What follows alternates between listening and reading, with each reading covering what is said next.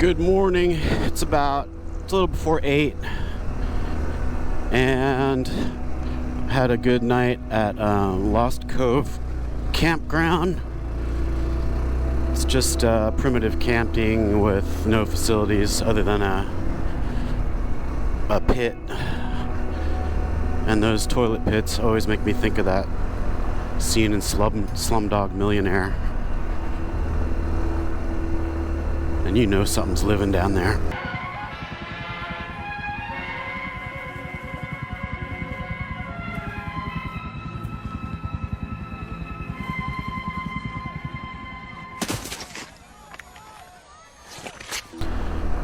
Anyway, it's a pretty chill night. I was laying down reading a book on my phone at 8 o'clock. Hey Chipmunk, I gotta figure out how to get myself to go to sleep earlier so I can get up earlier. I got up at 6 and it took me surprisingly long to get out of there. Hopefully I'll get better at that as well, but 2 hours seems a little excessive. I did have some good coffee with the AeroPress. I almost didn't bring that, and I'm glad I did. The InReach said no rain today, and it looks like a beautiful day. And this is an awesome road.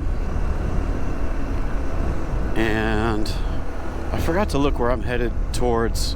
I'm headed towards Jasper. And the road goes way south, I think, and then turns around and heads back northwest. So I'm looking forward to a nice, chill day of riding with no incidents. That's what I'm going for. I lubed the chain. I have this whole checklist that John helped me make of like pre-ride stuff to do, and that's going to be difficult to get myself to actually do. I did lube the chain, so I feel good about that. Did I check the chain? I don't even think I checked it, the tension. I'll check that when I stop. I did adjust it right before I left. Anyway, it's looking to be a good day.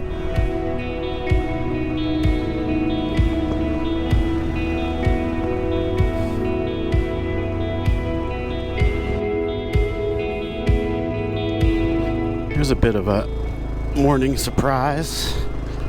I'm sure you can't tell how steep this is. Oh.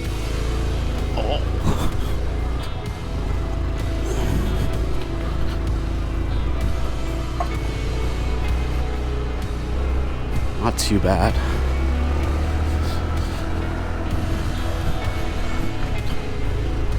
It's a good wake-up call.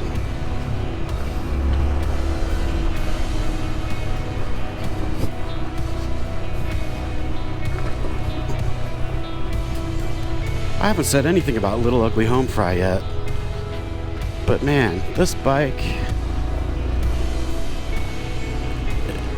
first of all, it's just so fun to ride because you're not fighting like a big heavy beast.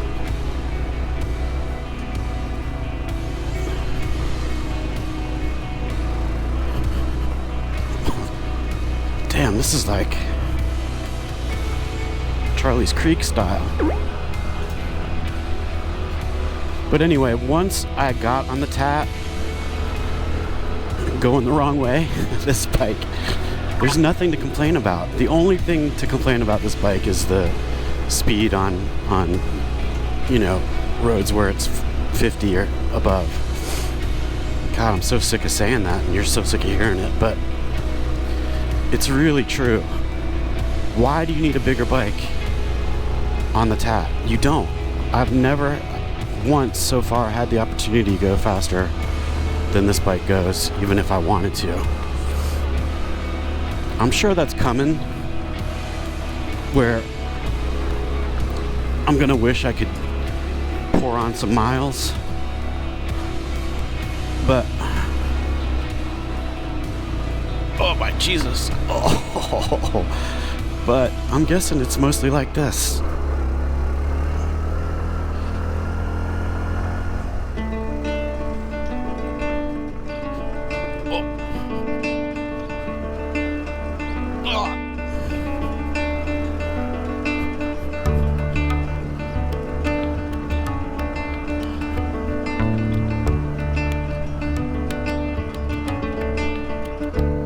Death to the left.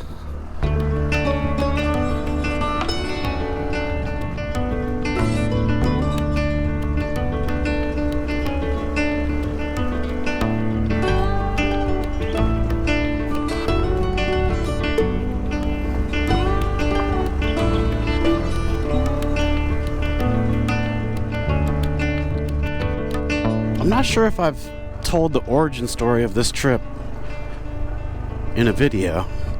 I get confused between what I've said in Ride Report and what I've said to someone in person and what I've put on video. My wife and I are in our early 50s, right? And we're trying to make some plans. Our youngest daughter goes to college next year.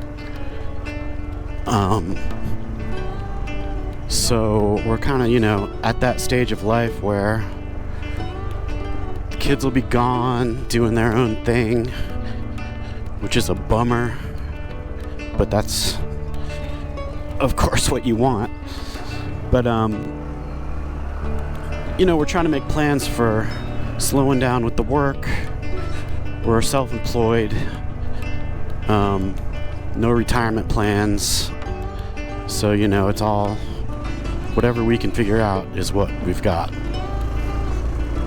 So we're trying to figure out how to slow it down, do some traveling, have some fun, and still make enough money where we don't have to eat wet cat food for dinner, or even worse, dry cat food. So I became obsessed with sort of like overlanding.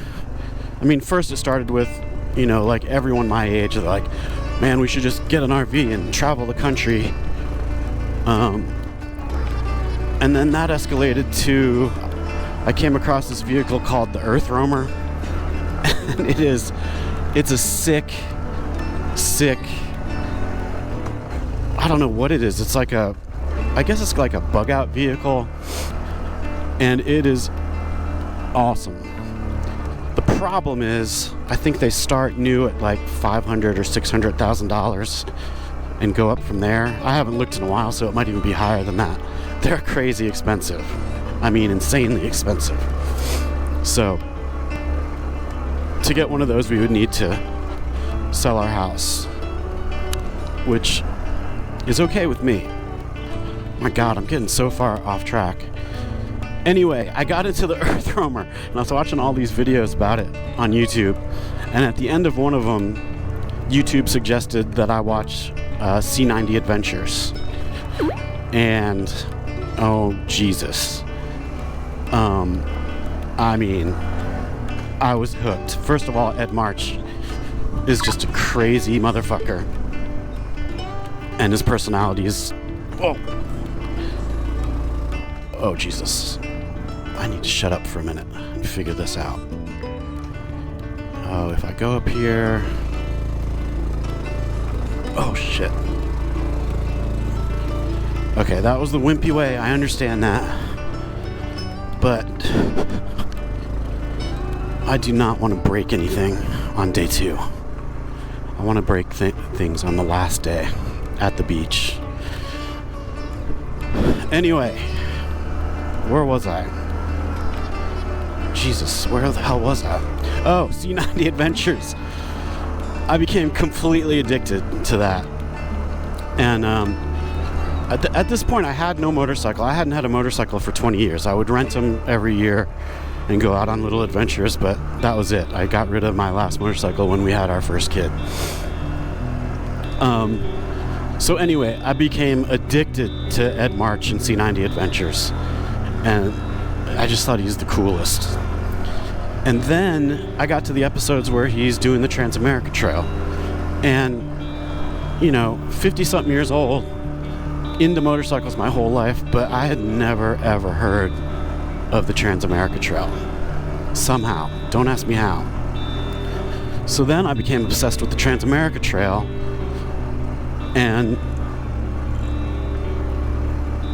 I was in bed one night watching these Ed March videos of him going across the TAT, and I'm just like, God damn it, this guy is so cool. And my wife's like, what is this all about? And so I explained it to her, and she's like, you should do that. She's like, we're getting older, you're gonna break a hip soon, or we're gonna be in assisted living, or somebody might get sick, or whatever. She's like, if that's something you want to do, you should do it. And I was like, okay, it's like 30 days, and I need a motorcycle, and blah de blah. She's like, yeah. But I was like, oh my God, I could do this, and I should do this, and I'm doing it.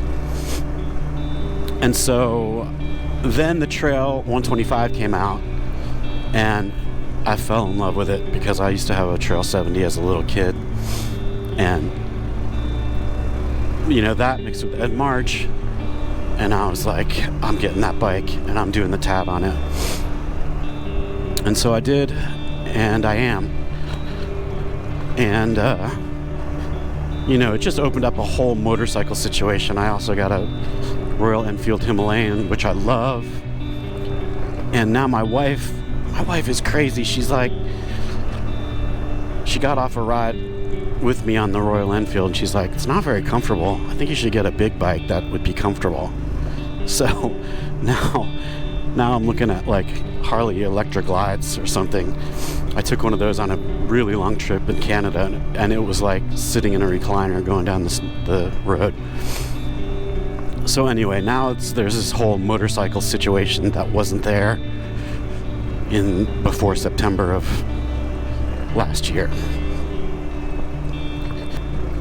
So then my buddy Johnny Powell, he's an old musician buddy from back in the day when I lived in Columbia, South Carolina, and we were all in bands and stuff, and got him hooked on Ed March, hooked on the Trail 125.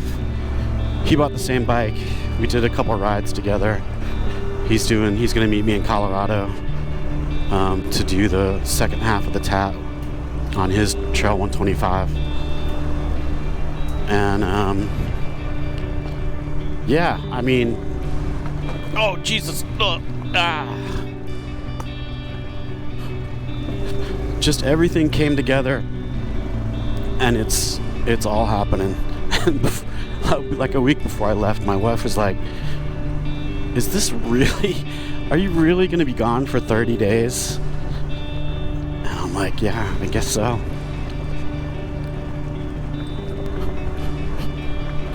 So I guess it was like 11 months from idea to doing it. And I'm so psyched and so grateful, and I know how freaking lucky I am.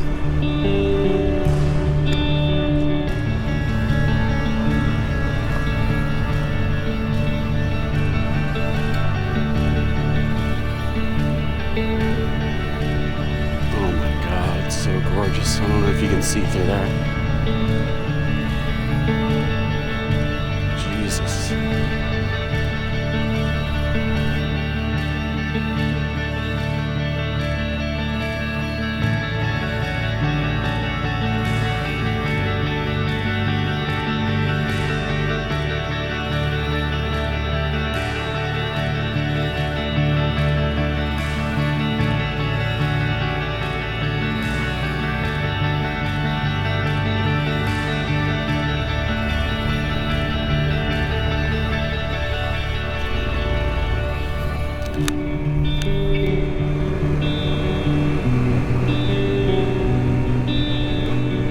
Well, somewhere along the way, I went into Georgia.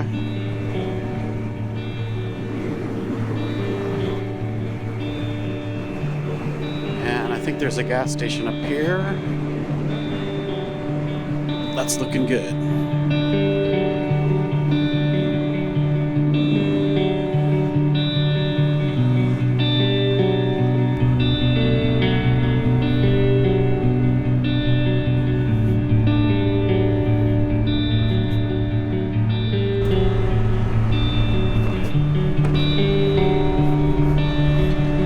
I was looking at Sam's tracks last night for the upcoming day, and it's like they were drawn by an insane person with a tremor.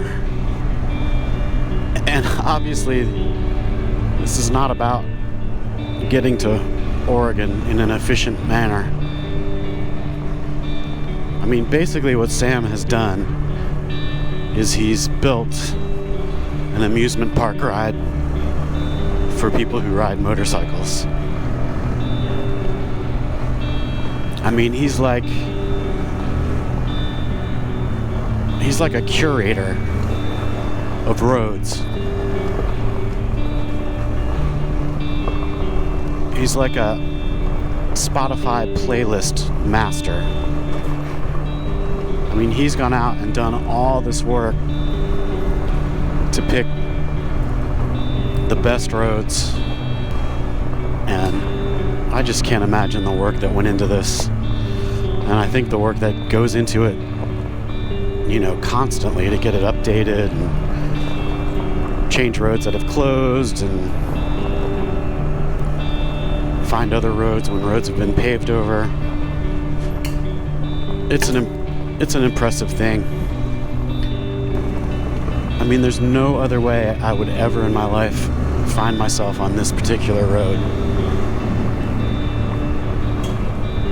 It's gorgeous.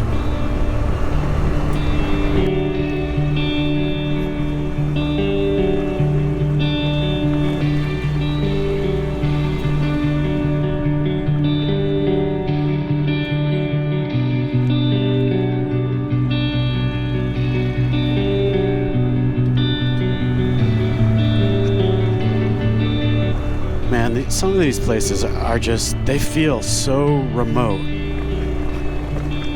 I mean, I feel like I'm just in the middle of nowhere. I'm sure there's a Target like right over that ridge over there, but it feels like you are just out there. And maybe I am, I have no idea. But it's very cool.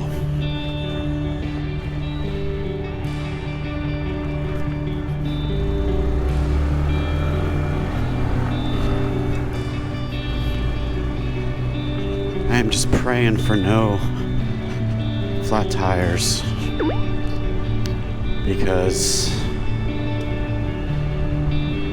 I've watched videos to try to prepare for that, but I've never done it. And I have a feeling that it's really, really difficult, especially if you've never done it before.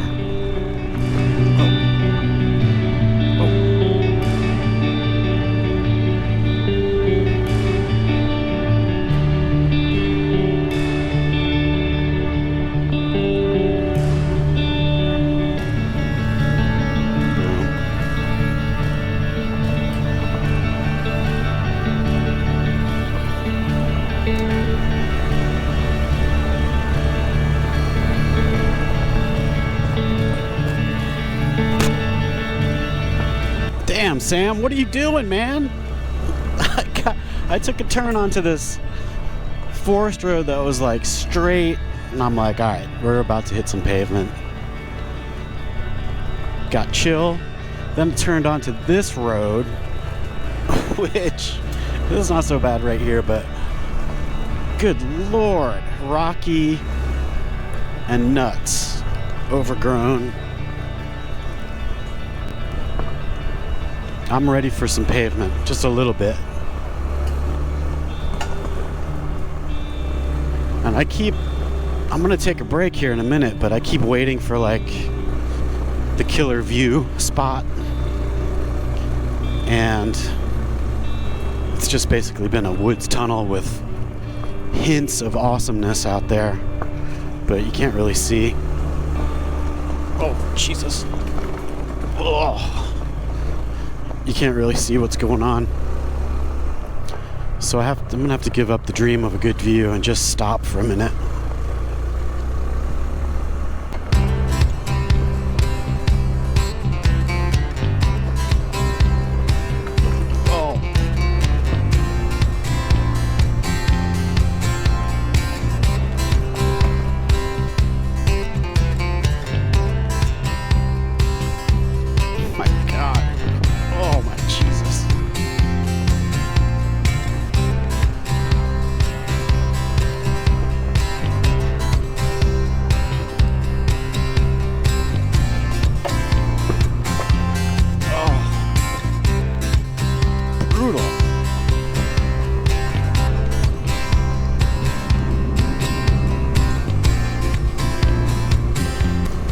I was thinking about Whit Road and how I really should have put the drone up to get some footage of those crossings, because they would have been funny to watch. And I was thinking of some of the moves that I would have named, some of the moves that I made while going across. One of them is dog peeing. Another was hippo on pogo stick. I'm sure I'll think of plenty more if you're interested. I do have the comm with the speakers in the helmet, so I guess I could listen to an audiobook or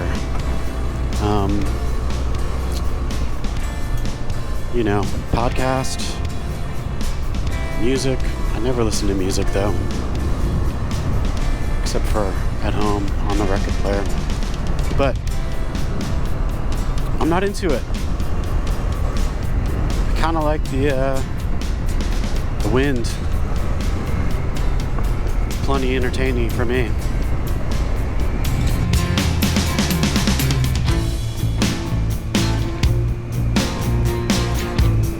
I thought of another name for one of my moves.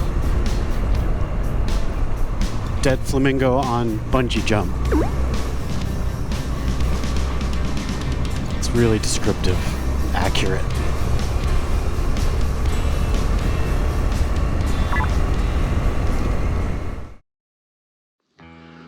Well, successfully found my view spot.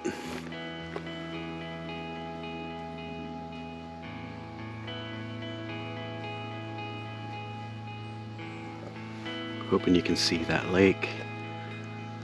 And Gaia says that's Indian Creek Inlet. I have no idea where I am, but it's really pretty. And I think it's time for lunch. Let's see what the chef in my pocket has whipped up for me today. Oh, yes. It's Nature's Bakery Blueberry Fig Bar. Yeah, that's exactly what I was hoping it was going to be.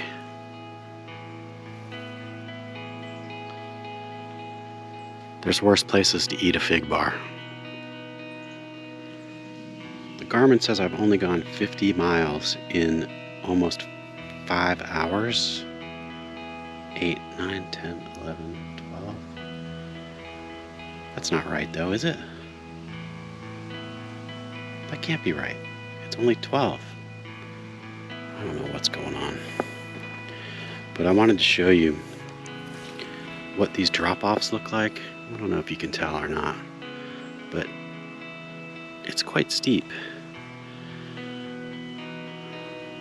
That would cause some discomfort to go over there. I'm not going to do that.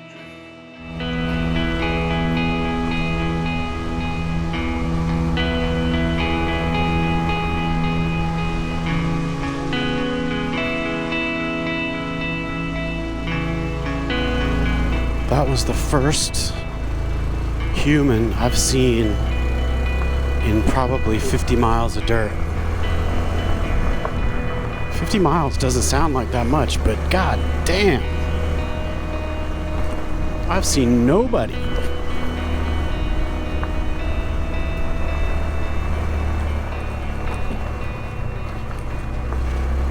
Let me try to, I want to tell you about the vegan dried camp food I had last night. I'm trying to think of how to describe it. It's kind of like if you were doing an autopsy on an ostrich. I think the consistency and the taste is a lot like what you'd find in that ostrich's stomach.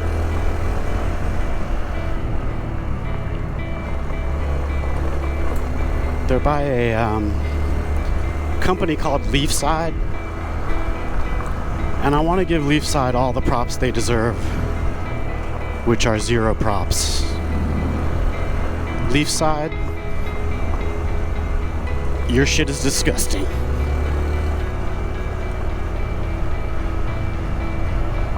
I mean, they had one job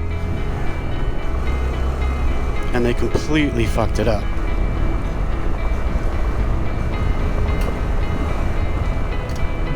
I need to leave a Yelp review for them. I think they'll appreciate the ostrich reference. Also, Jesus, are those owls? Holy crap, what the hell was that? Praise be to Jesus. Oh, there I go again. See, that was a prop. That was a full call out. But I hit some pavement, and I'm excited. I needed this.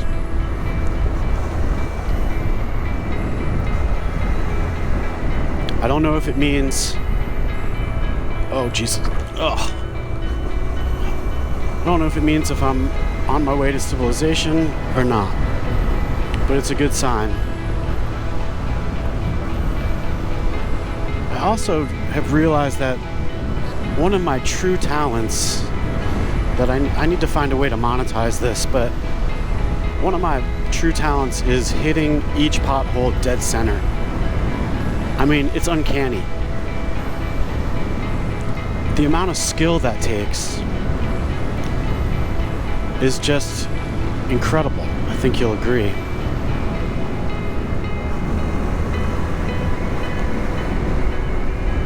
But Little Ugly Home Fry has taken a beating today so far. It's been fun.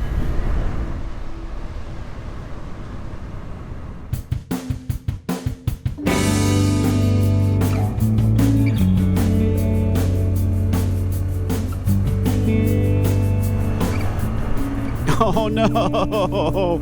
Oh, Sam! Oh, what's wrong with you, man? Oh.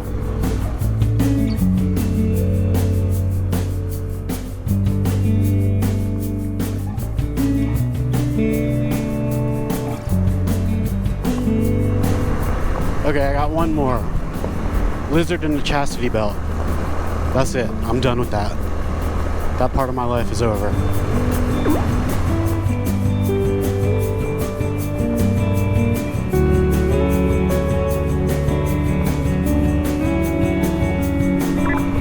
Also, I'm still on dirt. Wait, now I'm in Georgia? What's going on? Oh, I just made a wrong turn. Or I just made a wrong straight. I was in Georgia, then I think I was in Tennessee. Now I'm in Georgia.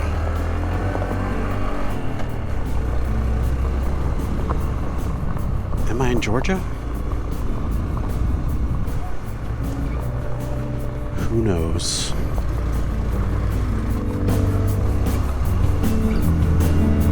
Oh, Jesus.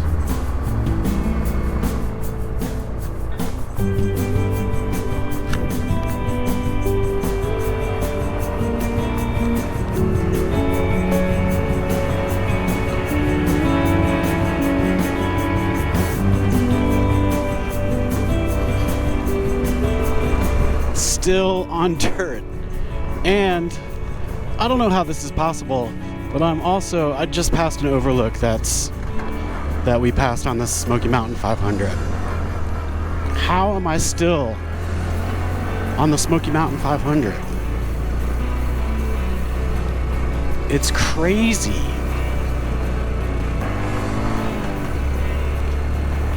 It's beautiful, but I really thought I was far and away from any of those roads. But I've just been having deja vu. And then those deja vu attacks give me panic attacks because I think I'm going the wrong way, which I suppose is still possible. Well, this is unfortunate.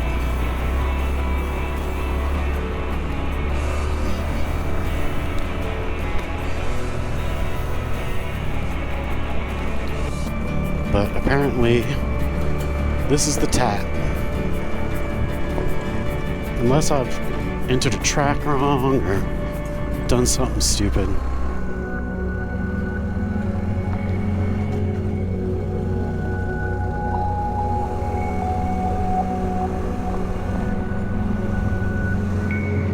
That was like 90 plus miles of dirt.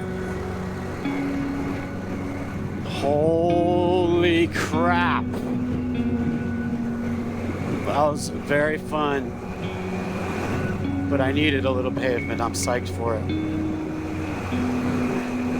Wow. What a day, man.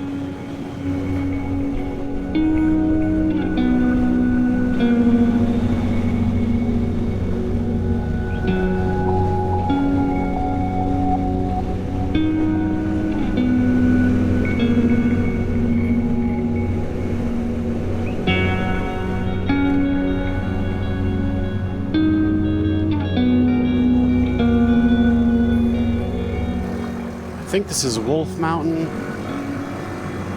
And I wonder if some of those crazy roads I saw on the GPS are paved. I guess they are.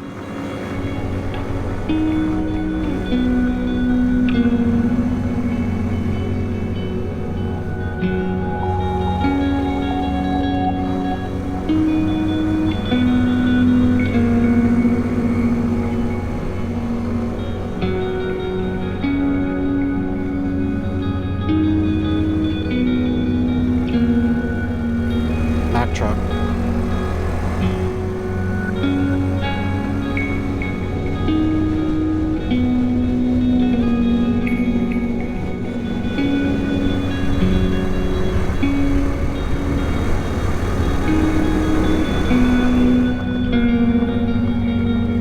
It's crazy that I haven't seen any camping up here. You'd think there would be. I mean, not even any unmarked. I mean, you know, usually you see a fire pit or something. Nothing. And there's a bunch of red marks on the trees. I thought purple meant no trespassing. I don't know what red means. And I'm sure I'll forget to find out when I get to the internet.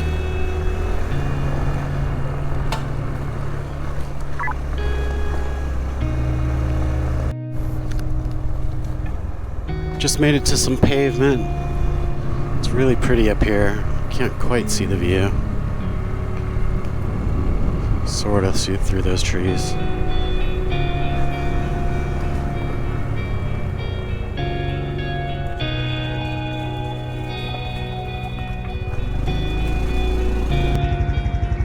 Okay, so I'm doing the responsible thing. I pulled over. I'm looking on Google Maps for a motel.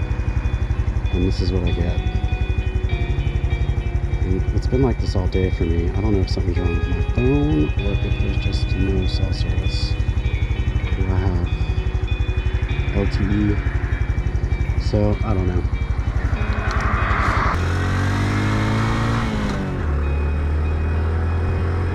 Well, that turned into an 11-hour day, and I just could not find a place to camp.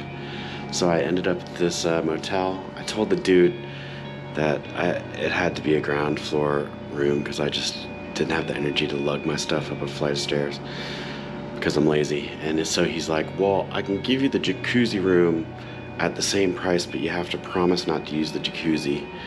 And that's no problem. But this is my home for the evening. And I'm psyched to get a shower, even though it's only been 2 days.